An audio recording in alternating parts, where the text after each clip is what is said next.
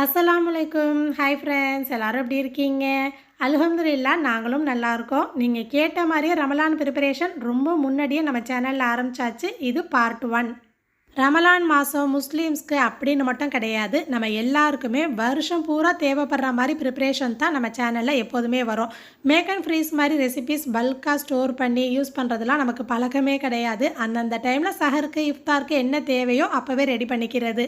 அதை தாண்டி இன்னென்ன ப்ரிப்பரேஷன் செஞ்சு வச்சா நமக்கு வேலை ஈஸியாக முடியும், கிச்சனில் ரொம்ப நேரம் நிற்க வேண்டாம் அப்படின்லாம் இருக்கும் இல்லையா? அந்த மாதிரி ப்ரிப்பரேஷன் அதை எப்படி ஃபாலோ பண்ணலாம் எல்லாமே டீட்டெயிலாக கொடுத்துருக்கேன். இதில் புதுசாக ஒரு சில ஐடியாஸும் நம்ம சேனலோட சிக்னேச்சர் ப்ரிப்பரேஷன் எல்லாமே சொல்லியிருக்கேன். ஸோ இந்த வீடியோ யூஸ்ஃபுல்லாக மோட்டிவேஷனாக இருக்கும் அப்படின்னு நம்புகிறேன். வீடியோ பார்த்துட்டு பிடிச்சிருந்தா மட்டும் சப்ஸ்கிரைப் பண்ணி சப்போர்ட் பண்ணுங்கள். Welcome to rose petals. First பேட்சாக 4 ப்ரிப்பரேஷன் செய்ய போகிறோம். இந்த 4மே நம்ம சேனலோட ஸ்பெஷல் ஐட்டம். முதல்ல பார்க்குறது கேசர் பாதாம் மிக்ஸ். நீங்கள் பாதாம் மிக்ஸ் கடையில் தான் வாங்குவீங்கன்னா அதோட இன்க்ரீடியன்ஸை மட்டும் செக் பண்ணி பாருங்கள். அதில் பாதாம் முந்திரியை விட சுகர் கண்டென்ட் தான் அதிகமாக இருக்கும். நம்ம பிள்ளைங்களுக்கு நம்மளே ஹெல்த்தியாக பண்ணி கொடுக்கலாம். ஏதாச்சும் ஒரு கப்பு டம்ளர் எடுத்துக்கோங்க, அதிலே எல்லா பொருளும் அளந்துக்கோங்க. இப்போ இந்த கப்பில் 1/4 கப் அளவுக்கு முந்திரி, அதே கப்பில் 1 கப்பு ஃபுல்லாக பாதாம், ரெண்டையுமே கருக விடாமல் ட்ரை ரோஸ்ட் பண்ணி வச்சுருக்கேன். இப்போது ஒரு மிக்சர் ஜாரில் முந்திரி மட்டும் ஃபஸ்ட்டு சேர்த்துட்டு 1/4 கப் அளவுக்கு மில்க் பவுடர் எந்த பிராண்ட் வேண்டாலும் சேர்த்துக்கலாம். அதே கப்பில் 1/2 கப் அளவுக்கு சீனி சேர்த்துருக்கேன். இதில் சீனிக்கு பதில் நூல் கல்கண்டு இருக்குது இல்லையா, அதை கூட நீங்கள் சேர்க்கலாம். நான் ஆர்டர் பண்ணியிருக்கேன், இன்னும் வரல, அதனால தான் இன்றைக்கி சீனி சேர்த்து காட்டியிருக்கேன். நான் சீனி 1/2 கப் தான் சேர்த்துருக்கேன். உங்களுக்கு இனிப்பு எக்ஸ்ட்ரா வேணும்னா சேர்த்துக்கலாம். ஃபஸ்ட்டு முந்திரி, பால் பவுடர், சீனியை நல்ல பவுடராக அரைச்சிருங்க. அதுக்கப்புறம் பாதாமை மிக்சர் ஜாரில் சேர்த்து அரைங்க. ஏன்னா பாதாம் அந்த அளவுக்கு பவுடராக அரைஞ்சி வராது, கொஞ்சம் கோர்ஸாக தான் இருக்கும். இப்போ எல்லாத்தையும் ஒரு பெரிய மிக்சர் ஜாரில் சேர்த்துட்டு 1/2 டீஸ்பூன் ஏலக்காய் தூளும் 2 விரலால் 2 தடவை குங்குமப்பூ சேர்த்துருக்கேன். இந்த குங்குமப்பூ வீட்டில் இருக்கேன்னு தான் நானும் சேர்த்துருக்கேன். சேர்த்தா கேசர் பாதாம் மிக்ஸ், சேர்க்கலனா பாதாம் மிக்ஸ், அவ்வளோதான். இருந்தால் சேர்த்துக்கோங்க. இப்போ ஒரு ஓட்டிட்டோம்னா எல்லாமே ஈவனாக மிக்ஸ் ஆகி வந்துடும், அவ்வளோதான். ரொம்ப ஹெல்த்தியான கேசர் பாதாம் மிக்ஸ் வீட்லேயே ரெடி ஆயிடுச்சு. நம்ம சேனலை பார்த்து நிறைய பேர் ட்ரை பண்ணி ஃபீட்பேக் சொல்லியிருக்காங்க. புதுசாக பார்க்குறவங்க கண்டிப்பாக ட்ரை பண்ணி பாருங்கள். வெளியிலேயே வைக்கலாம், ஃப்ரீசரில் வைக்கணுங்கிற அவசியமே கிடையாது. இந்த ஒரு பவுடர் ரெடி பண்ணிட்டோம்னா இஃப்தார் டைமில் பாதாம் மில்க் குடிக்கிறதுக்கு நல்ல ஃபில்லிங்காக இருக்கும், ஹெல்த்தியாகவும் இருக்கும். பாலில் சேர்த்து இந்த பவுடரை கொதிக்க வைக்கணும் அப்படின்லாம் தேவையில்லை. டைரெக்டாக பாலோட மிக்ஸ் பண்ணி அப்படியே குடிக்கலாம். இல்லைனா இந்த டிப்ஸை ஃபாலோ பண்ணிக்கோங்க.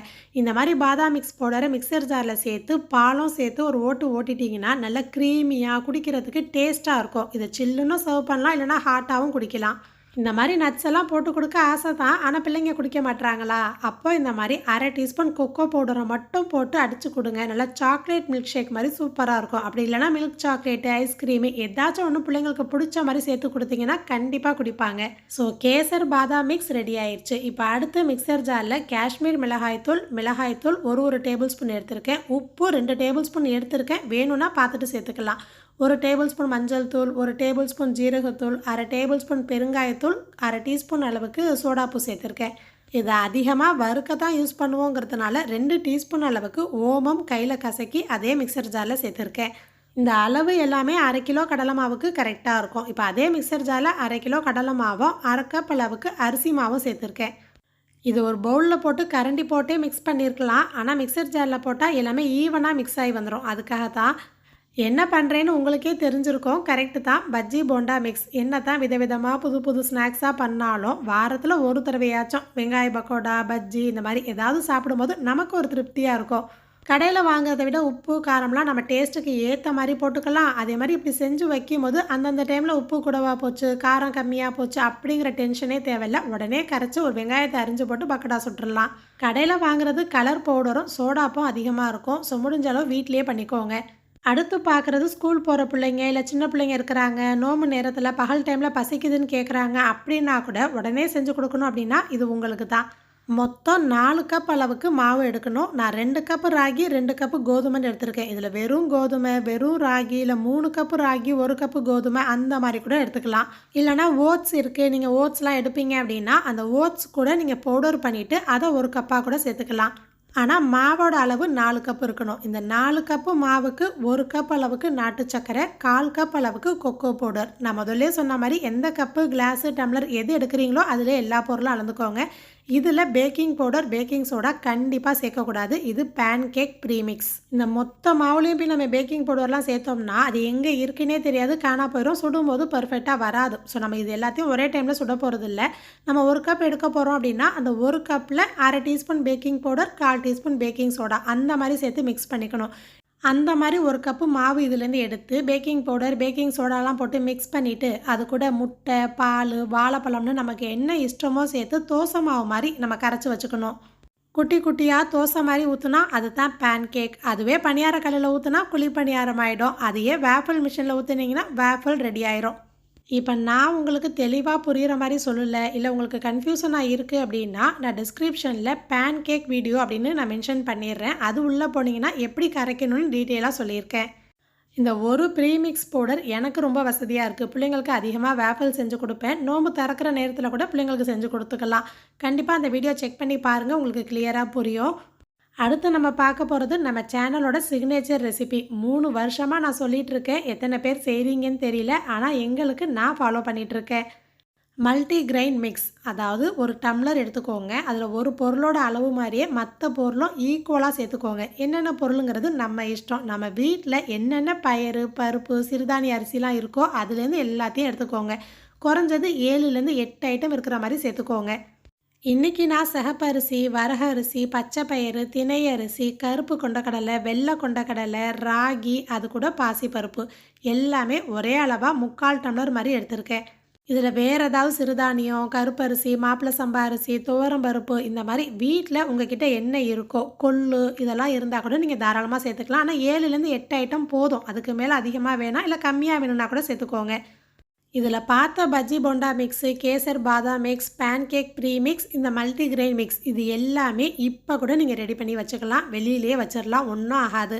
இது எல்லாமே அந்தந்த நேரத்தில் அலுப்புப்படாமல் செய்கிறதுக்கு கை கொடுக்குற ஒரு பொருள் தான். இப்போ இந்த மல்டி கிரெயின் மிக்ஸ் இருக்குது இல்லையா, அது எல்லாத்தையும் இந்த மாதிரி நல்லா குலுக்கி ஒன்று சேர்த்து வச்சுருங்க.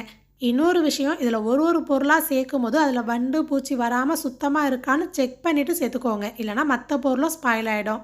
நான் பேன் கேக் ப்ரீமிக்ஸ்க்கு சொன்ன மாதிரி தான் இதிலே இட்லி அரிசி உளுந்தெல்லாம் போட்டு ஒன்றா மிக்ஸ் பண்ணி வைக்கக்கூடாது, நமக்கு கரெக்டாக வராது.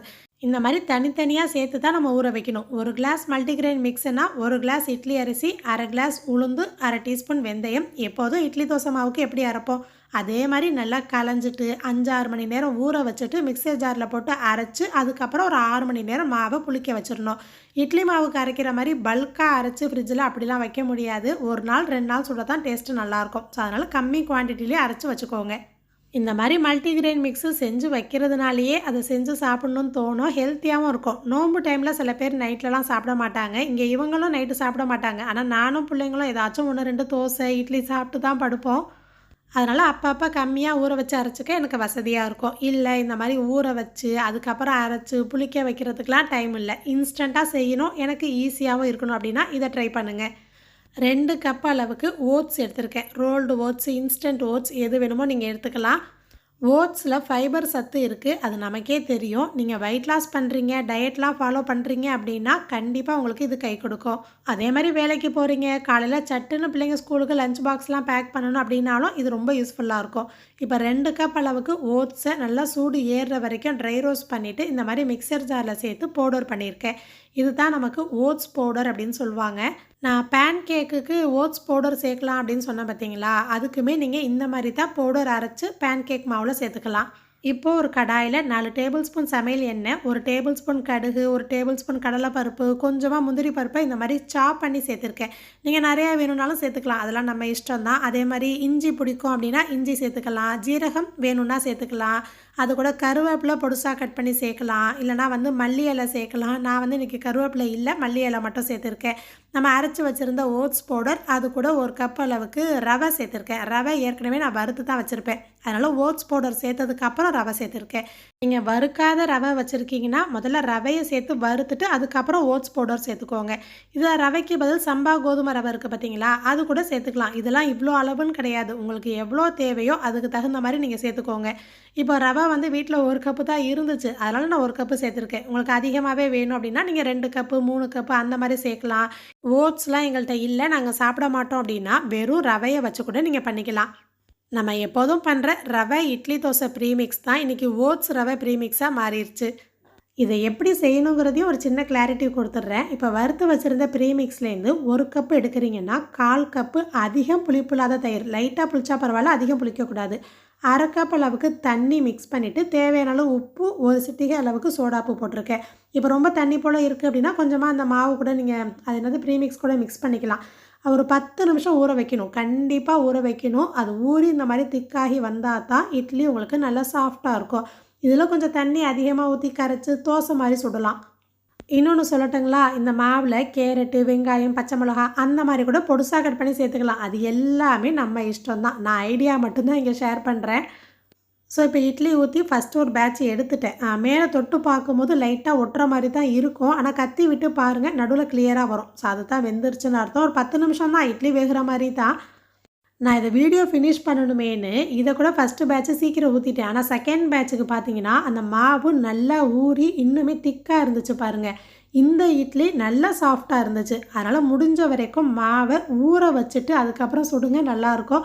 குறைஞ்சது 15 நிமிஷமாவது ஊற வைங்க.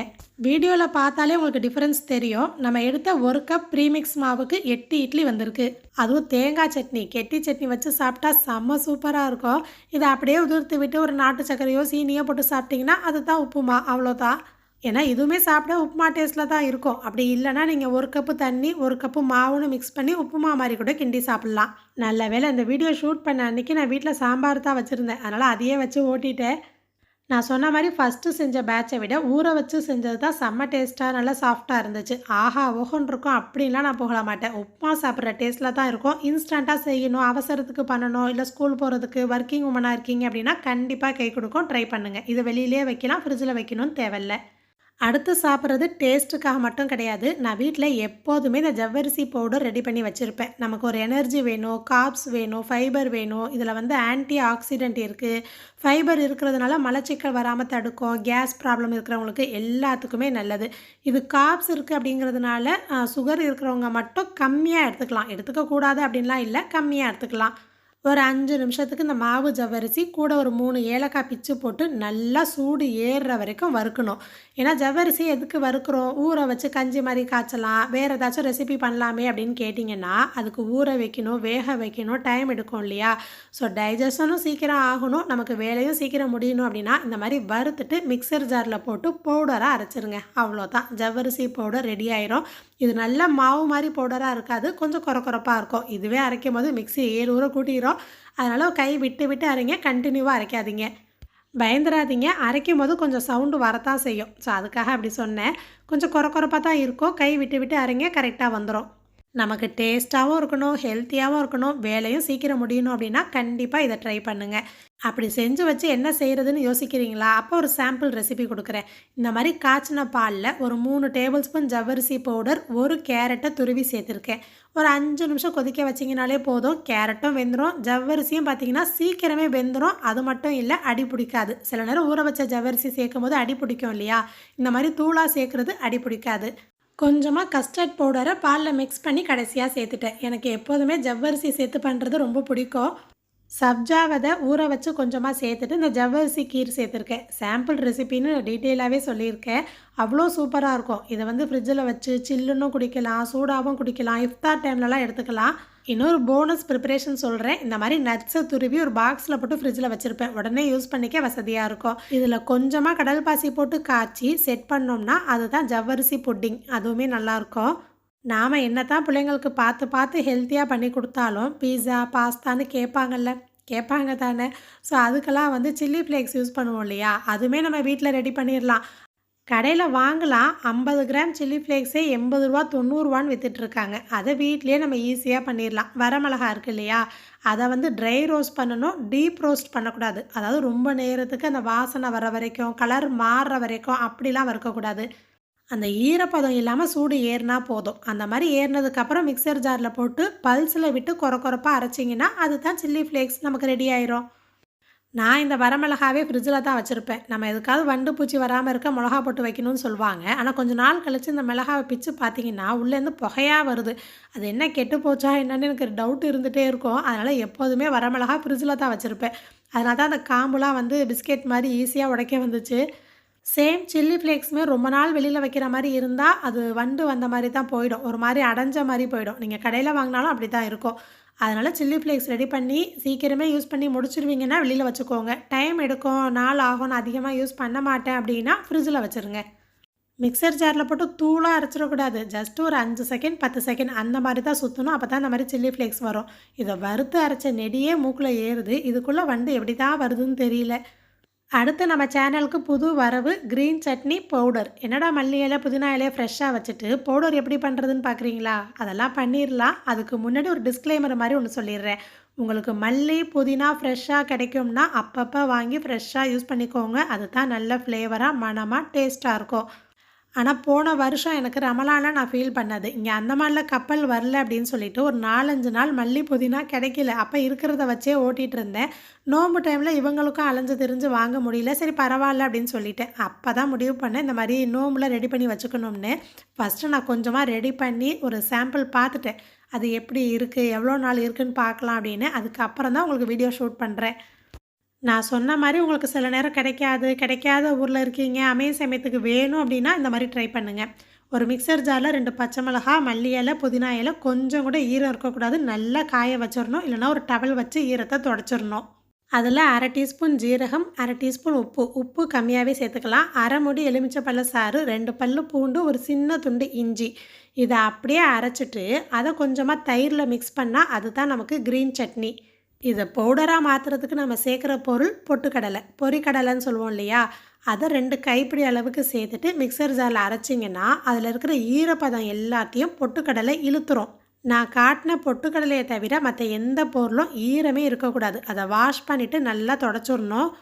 அப்படி இல்லன்னா, நல்ல வெயில் இருக்குன்னு வச்சுக்கோங்களேன். பொட்டுக்கடலைய தவிர மத்த எல்லா பொருளையும் 1 மணி நேரம் நல்ல வெயில்ல வச்சு எடுத்தீங்கன்னா கூட அந்த ஈரப்பதம்லாம் போயிடும். கொஞ்சம் லைட்டா ஈரம் இருக்க தான் செய்யும். அதுக்கு தான் பொட்டுக்கடலை போட்டு அரைக்கிறோமா, இந்த மாரி நல்லா தூளாயிரும். அப்புறம் இது ஒரிஜினல் கிரீன் சட்னி டேஸ்ட்ல இருக்குமா அப்படின்லாம் என்ட்ட கேட்கக்கூடாது. ஏன்னா பொட்டுக்கடலை சேர்க்கறதுனால அதோட டேஸ்ட்டு கொஞ்சம் மாறத்தான் செய்யும். ஆனா ஃப்ளேவர் நல்லாயிருக்கும். இது பொட்டுக்கடலை சேர்க்கறதும் ஹெல்த்தி தான் இல்லையா? பிள்ளைங்களுக்கு குடுக்குறது நல்லது தான். நமக்கு மல்லி, புதினா கிடைக்கல, ஒரு அவசரத்துக்கு வேணும் அப்படின்னா, இந்த பவுடர யூஸ் பண்ணிக்கலாம். அந்த டைம்ல யூஸ் பண்ணல, என்ட்ட வீட்ல மல்லி, புதினா இருக்கு. அப்ப இத அரைச்சது வேஸ்ட்டா போகுமான்னு கேட்டிங்கன்னா, எப்படி வேஸ்ட்டா போகும்? ஏன்னா நம்ம சேர்த்துருக்கிற எல்லா பொருளும் கறி மசாலா மாரி மட்டன் கிரேவி, சிக்கன் கிரேவில தாராளமா சேர்க்கலாம். அதுவும் பொட்டுக்கடலை சேர்க்கறதுனால அந்த கிரேவி இன்னுமே திக்னஸ் ஆகி டேஸ்ட்டும் குடுக்கும். அதுவே சாண்ட்விச்சுக்கு, பர்கருக்கு இல்லன்னா டிப் பண்ணி சாப்பிட்றதுக்கு, தொட்டு சாப்பிட்றதுக்குலாம் வேணும்னா, இந்த மாரி கொஞ்சமா தண்ணி மிக்ஸ் பண்ணிட்டு, இப்படி தண்ணி போல தான் இருக்கணும். ஏன்னா பொட்டுக்கடலை சேர்த்ததுனால கொஞ்சம் டைம் ஆக ஆக இன்னுமே திக்காகும். நான் சொன்ன மாரி இந்த பவுடர் வேஸ்ட் ஆகாது. ஒண்ணு மல்லி, புதினா கிடைக்காத டைம்ல, இல்லன்னா சட்னி அரைக்க முடியல, நேரம் இல்ல அப்படின்னா, அந்த டைம்ல யூஸ் பண்ணிக்கலாம். அதுக்காக தான் இந்த டைம்ல மட்டும் அரைச்சு வச்சிருக்கேன். மத்த நாள்லாம் யூஸ் பண்ணுவேன் அப்படின்னு கிடையாது. வீட்ல ஒரு பிரெட் இருந்துச்சு. அதுவுமே அடித்தட்டு பிரெட். உங்கள்ட்ட வீடியோல காட்டுறதுக்காக இந்த மாரி பிளேட்ல வச்சு காட்டியிருக்கேன். இந்த மல்லி, புதினா பவுடர் வெளியில வைக்க முடியாது. வெளியில வச்சோம் அப்படின்னா கலர் மாறிருது. நான் கொஞ்சமா வச்சு டெஸ்ட் பண்ணி பார்த்துட்டேன். ஸோ இந்த மாரி ஒரு ஏர் டைட்டான பாட்டில்ல போட்டு ஃப்ரிட்ஜில வச்சிரலாம். ஃப்ரீசர்ல வைக்கணும்னு தேவையில்ல. இது பார்க்குறதுக்கு கிரீன் சட்னி மாரியே இருந்தாலும், டேஸ்ட்டும் அப்படி தான் இருக்கும் அப்படின்லாம் நான் பொய் சொல்ல மாட்டேன். அதுக்கும் இதுக்கும் மாறத்தான் செய்யும். ஆனா, அந்த புதினா, மல்லி ஃப்ளேவரோட டேஸ்ட்டு இதுவும் நல்லாயிருக்கும். வேணும்னா ட்ரை பண்ணுங்க. இல்லன்னா விட்டுருங்க. நான் இதுவரைக்கும் காமிச்சதெல்லாம் பெரிய விஷயமே கிடையாது. நம்ம அன்றாட சமையல்ல அத்தியாவசிய பொருள் அப்படின்னா, இந்த மசாலா தான். 1, 2 மசாலா நான் வீட்லயே ரெடி பண்ணுவேன். அது என்னங்கிறத சொல்றேன். நம்ம எல்லாருமே பல்க்கா மசாலா அரைச்சு வச்சிருப்போம். ஆனா, அப்பப்ப ரீஃபில் பண்ணிக்கிறோம் இல்லையா? அந்த ரீஃபில் எப்போ பண்றோம்? அதுதான் கேள்வி. இப்போ ஒரு சமையல் பண்ணிட்டே இருப்போம். அது சமைச்சிட்டே இருக்கும்போது ஒரு டப்பால மசாலா காலியா இருக்கும். அப்ப என்ன செய்வோம்? இன்னைக்கு எனக்கு மசாலா முடிஞ்சிருச்சு. நான் போட்டுட்டேன். சரி அத அப்படியே மூடி வச்சுட்டு அடுத்த தடவ ரீஃபில் பண்ணிக்கலாம். எப்ப கிச்சன் வருமோ பண்ணிக்கலாம் அப்படின்னு நினைக்கிறது. ஆனா சுத்தமா மறந்துருவோம். அடுத்த முறை சமைக்கும்போது அந்த டப்பாவ தொறந்தா ஒரு ஷாக்கு. உள்ள மசாலா இருக்காது. அப்பதான் அவசரமா சமைப்போம். டென்ஷனா இருப்போம். என்னடா மசாலா வேற கொட்டி வைக்கணுமே அப்படின்னு ஒரு டென்ஷன் கண்டிப்பா வரத்தான் செய்யும். இது யாரெல்லாம் ஃபீல் பண்ணியிருக்கீங்க? ஒரு டென்ஷன் வருதோ இல்லையோ, அந்த இடத்துல எடுத்து கொட்டி வைக்கணுமேன்னு ஒரு அலுப்பு வரும். ஸோ ரீஃபில் எப்போ பண்ணணும்னா, என்னைக்கு ஒரு மசாலா டப்பா காலியா இருக்கோ, அப்போ அத நல்லா கழுவி சுத்தம் பண்ணி காய வச்சுட்டு, அப்பவே ரீஃபில் பண்ணிரணும். அதுதான் முக்கியம். நான் எல்லாமே ஊர்லேருந்து தான் மசாலா பொருள்லாம் அம்மா குடுப்பாங்க. ஸோ இந்த மாரி ஒரு பாக்கெட்ல போட்டு ஃப்ரிட்ஜில வச்சிருப்பேன். எப்பப்ப தேவையோ அப்ப ரீஃபில் பண்ணிப்பேன். நான் வீடியோல காட்டுற மாரி எல்லா டப்பாவும் ஒரே டைம்லலாம் நமக்கு காலி ஆகாது. எப்பப்போ முடியுதோ அப்போ கழுவி காய வச்சு ரீஃபில் பண்ணணும். அதை தான் நான் சொல்ல வரேன். இன்றைக்கி வந்து வீடியோ பர்பஸ்க்காகவும் எனக்கு வேலை இருந்துச்சு. ஸோ கொஞ்சம் கொஞ்சம் மசாலா இருந்துச்சா அது எல்லாத்தையும் தனியாக ஒரு சின்ன கப்பில் கொட்டிட்டு இந்த மாதிரி பல்காக ரெடி பண்ணிகிட்ருக்கேன். எனக்கு வீட்டுக்கும் வேலை ஆச்சு, வீடியோவும் ஆச்சு. ஸோ நான் ரெடி பண்ணுற மசாலாவில் பிரியாணி மசாலா பண்ணிப்பேன். அதுக்கு வந்து 50 கிராம் பட்டைனா 25 கிராம் கிராம்பு, 25 கிராம் ஏலக்காய், இது தான் கிராம் கணக்கு. இதுவே கைப்பிடியில் எடுக்கிறீங்கன்னா ஒரு கைப்பிடி அளவு ஏலக்காய், ஒரு கைப்பிடி அளவு கிராம்பு, 2 கைப்பிடி அளவுக்கு பட்டை. ஸோ ஏலக்காய் கிராம்பு ஒரே அளவில் இருக்கணும், பட்டை 2 மடங்கு அதிகமாக இருக்கணும். ஸ்டவ் சிம்மில் வச்சு அந்த சட்டிலாம் சூடு இருக்கும் இல்லையா, அந்த டைமில் லேசாக சூடு ஏறுற வரைக்கும் வறுத்தா போதும். அது அரைக்கிறதுக்காக தான் இது வறுக்கிறதே, மற்றபடி ரொம்பலாம் வறுத்தோம்னா அந்த மணமே அப்படியே மாறி போயிடும். நான் வந்து இது வரைக்கும் குழம்பு மிளகாய்த்தூள் அப்படின்னு ஒன்று யூஸ் பண்ணதே கிடையாது. மிளகு, சீரகம், மல்லி, மிளகாய்த்தூள் எல்லாமே சின்ன பிள்ளையிலேருந்து அம்மா வந்து தனித்தனியாக தான் யூஸ் பண்ணுவாங்க. அப்படியே நம்மளும் பழகியாச்சு. எப்போதுமே வந்து மிளகாய்த்தூளோ மல்லித்தூளோ அம்மா வந்து கொடுத்துருவாங்க. மிளகு, ஜீரகம்லாம் வந்து அப்பப்போ 100, 200 கிராம்னு வாங்கி மாதத்துக்கு மாதம் அரைச்சிக்கிறது. ஸோ இப்படி தான் நான் யூஸ் பண்ணிகிட்ருக்கேன். அதுவும் வறுத்து அரைச்சிருவேன், நல்லா வாசமாக இருக்கும். எங்களுக்கு இப்படி தனித்தனியாக போட்டே பழகிருச்சு. ஸோ நாங்கள் அந்த லைன்லேயே போயிட்டுருக்கோம். சில ஆணத்துக்கெலாம் வந்து மிளகு போடாமல் ஜீரகம் போடுவோம் இல்லையா, அதனால் முதல்ல மிக்சர் ஜாரில் ஜீரகத்தை அரைச்சிட்டு அதுக்கப்புறம் மிளகை வந்து அரைச்சி தூள் பண்ணியிருக்கேன். நான் மசாலாவுக்கு காட்டுற எல்லாமே மேக்ஸிமம் நெஸ்கஃபே காஃபி தூள் டப்பா தான். என்னை பார்க்குறவங்களுக்கு தெரியும், நான் இதை தான் வந்து க்ளீன் பண்ணி யூஸ் பண்ணிகிட்ருக்கேன் மசாலாவுக்கு. நம்ம வறுத்த மசாலா எல்லாமே லைட்டாக சூடு இருக்கும் இல்லையா, அந்த டைம்லேயே மிக்சர் ஜாரில் போட்டு அரைச்சிட்டிங்கன்னா நல்ல பவுடராகி வந்துடும். அதே மாதிரி நம்ம அரைச்ச மசாலாவில் அந்த மிக்சியோட ஹீட் ஆகி சூடாக இருக்கும். ஸோ அது வந்து அப்படியே கொட்டிட்டோம்னா வேர்த்து விட்டு அங்கங்கே அடைஞ்சு போன மாதிரி கெட்டியான மாதிரி இருக்கும். முடிஞ்சளவு லைட்டாக ஆற விட்டுட்டு அதுக்கப்புறம் ரீஃபில் பண்ணுங்கள். அவ்வளோதான், பிரியாணி மசாலா ரெடி. பிரியாணிக்கு இந்த பிரியாணி மசாலா, மிளகாய்த்தூள் இது மட்டும்தான் நம்ம யூஸ் பண்ணுறது. நல்லா எக்ஸ்பர்ட்டாக இருக்கீங்க அப்படின்னா இந்த மாதிரி சின்ன சின்ன டிப்ஸ் எல்லாம் தெரிஞ்சிருக்கும். நான் ஸ்டார்டிங்கில் இந்த தப்புலாம் பண்ணியிருக்கேன். ஸோ புதுசாக குடும்பம் பண்ணுறவங்களுக்கு இந்த டிப்ஸை சொல்கிறேன். அடுத்து நம்ம சேனலோட signature recipe rose petals chicken 65 masala. நிறைய பேர் ட்ரை பண்ணி எனக்கு ஃபீட்பேக் கொடுத்துருக்கீங்க. நான் எப்போதும் சொல்கிற மாதிரி ஒரு கப்பு டம்ளர் எடுத்துக்கோங்க, அதுலேயே எல்லா பொருளும் அளந்துக்கோங்க. இப்போ இந்த கப்பில் 1/4 கப் அளவுக்கு மஞ்சள் தூள், 1/4 கப் ஜீரகத்தூள், 1/2 கப் மிளகுத்தூள், 1/2 கப் கரம் மசாலா, 1 கப் அளவு மல்லித்தூள், 1 கப்பு காஷ்மீர் மிளகாய்த்தூள், 2 கப் அளவு வெறும் மிளகாய்த்தூள். கலருக்காக காஷ்மீர் மிளகாய்த்தூள் சேர்த்தோம், இது காரம் கொடுக்கும். இதில் மசாலா அரைச்சோமே இதிலே போட்டுடலான்னு நினச்சேன், ஆனால் ஃபுல்லாக வந்துருச்சு. அதனால் அடுத்த மிக்சர் ஜாருக்கு மாற்றியிருக்கேன். அதே கப்பில் 1/4 கப் அளவுக்கு உப்புத்தூள். நான் சொன்ன உப்பு காரம் எல்லாமே கரெக்டாக பர்ஃபெக்டாக இருக்கும். சில வீட்டில் வந்து உப்பு கூட குறைச்ச அந்த மாதிரிலாம் சாப்பிடுவாங்க இல்லையா. ஸோ நீங்கள் வந்து 1 கப்பு மட்டும் ஃபஸ்ட்டு சேர்த்து பாருங்கள். உங்களுக்கு ஓகே அப்படின்னா விட்டுருங்க. இல்லை கம்மியாக இருக்கிற மாதிரி ஃபீல் ஆச்சுன்னா இந்த 1/4 கப் உப்பை வந்து சேர்த்துக்கோங்க. இப்படி தனித்தனியாக பவுடரை ஒரு பாத்திரத்தில் கொட்டியே மிக்ஸ் பண்ணிடலாம். ஆனால் நான் முன்னாடியே சொன்ன மாதிரி மிக்சர் ஜாரில் போட்டு ஒரு ஓட்டிட்டா ஈவனாக மிக்ஸ் ஆகி வந்துடும். 1/2 கிலோ சிக்கனுக்கு 4லேருந்து 6 டேபிள் ஸ்பூன் கரெக்டாக இருக்கும். இந்த மசாலா சேர்த்துட்டு இஞ்சி பூண்டு பேஸ்ட்டு, தயிர், எலுமிச்சப்பழ சாறு, கார்ன்ஃப்ளவர்னு நீங்கள் என்னெல்லாம் மற்ற பொருள் சேர்ப்பீங்களோ சேர்த்துட்டு ஃப்ரை பண்ணிங்கன்னா பர்ஃபெக்டாக வரும். ஒரு சிஸ்டர் கேட்டிருந்தாங்க, இந்த மாதிரி தனித்தனியாக மசாலா என்கிட்ட இல்லை, மல்லி, மிளகு, சீரகம்லாம் முழுசாக வறுத்து அதில் சிக்கன் 65 மசாலா செஞ்சு காட்டுங்கன்னு. அது வந்து மிக்சர் ஜாரில் பட்டு போல் இந்த மாதிரி அரைஞ்சு வருமா அப்படின்னு எனக்கு சரியாக தெரியல. இன்கேஸ் நான் ட்ரை பண்ணேன் அப்படின்னா கண்டிப்பாக ஷேர் பண்ணுறேன். ஏன்னா அந்த மாதிரி அரைச்சா மில்லில் தான் கொடுக்கணும் அப்படின்னு நினைக்கிறேன். ஸோ நான் மிக்சியில் ட்ரை பண்ணி பார்க்குறேன், அப்படி வந்துச்சுன்னா ஷேர் பண்ணுறேன். அடுத்தது பெருஞ்சீரகத்தூள். சோம்புத்தூள் எப்போதுமே கடையில் வாங்க மாட்டேன். இந்த மாதிரி முழுசாக சோம்பு வாங்கி அதை நல்லா வறுத்துட்டு அதுக்கப்புறம் அரைச்சிருவேன். அது இன்னுமே ஃப்ளேவர் நல்லாயிருக்கும். இது மெயினாக செய்கிறதுக்கு காரணமே இங்கே நோன்பு 30க்கும் நோன்பு கஞ்சி அது கூட சுண்டல் மசாலா கண்டிப்பாக இவங்க கேட்பாங்க. மற்றபடி ஸ்நாக்ஸு, ஜூஸ் கூட அவ்வளோவா விரும்பி கேட்க மாட்டாங்க. இந்த ரெண்டுமே 30 நோன்புக்கும் வைக்கணும். அந்த மாதிரி சுண்டல் மசாலாவுக்கு, வட்டலாப்பம்க்கு, குருமாக்கெலாம் போட ரொம்ப வசதியாக இருக்கும். இதை பவுடராக அரைச்சி கொஞ்சம் ஆற விட்டுட்டு ஒரு பாட்டிலில் போட்டு வெளியில் வைக்க மாட்டேன். ஏன்னா சோம்புத்தூள் வந்து கொஞ்சம் நாள் ஆயிடுச்சுன்னா அதிகமாக யூஸ் பண்ண மாட்டோம் இல்லையா, அது கட்டி பிடிச்ச மாதிரி போயிடுது. அதனால் ஃப்ரிட்ஜில் வச்சுருவேன். நான் பண்ண ப்ரிப்பரேஷன்லேயே எனக்கு அதிகமாக மண்டையில் ஓடினது இந்த மசாலா ஐட்டம்ஸ் தான். இந்த மாதிரி ரெடி பண்ணி வச்சுட்டா 1 மாதம் எந்த கவலையும் இல்லாமல் இருக்கும். இப்போ நீங்கள் பார்த்த பார்ட் 1 ப்ரிப்பரேஷன் எல்லாமே நீங்கள் இப்போவே தாராளமாக செஞ்சு வைக்கலாம். நீங்கள் பார்த்ததுலேயே உங்களுக்கு எது பிடிச்சிருக்கு, எது செய்யலாம்னு இருக்கீங்கன்னு கண்டிப்பாக கமெண்ட்டில் சொல்லுங்கள். இல்லைனா உங்களுக்கு பிடிச்ச மாதிரி ஒரு கலரில் ஹார்ட் கொடுங்க. நீங்கள் கமெண்ட் பண்ணால் மட்டும்தான் அடுத்த பார்ட் 2 சீக்கிரம் கொடுக்கணும்னு எனக்கும் மோட்டிவேஷனாக இருக்கும். இந்த வீடியோ பார்த்து நம்மளும் ஏதாவது ஒரு ப்ரிப்பரேஷனாக செஞ்சு வைக்கணும் அப்படின்னு ஒரு மோட்டிவேஷனாக யூஸ்ஃபுல்லாக இருக்குன்னு நினச்சிங்கன்னா நம்ம சேனலை சப்ஸ்கிரைப் பண்ணி எனக்கும் சப்போர்ட் பண்ணுங்கள். வீடியோ ஃபுல்லாக பார்த்தவங்களுக்கு தேங்க்யூ.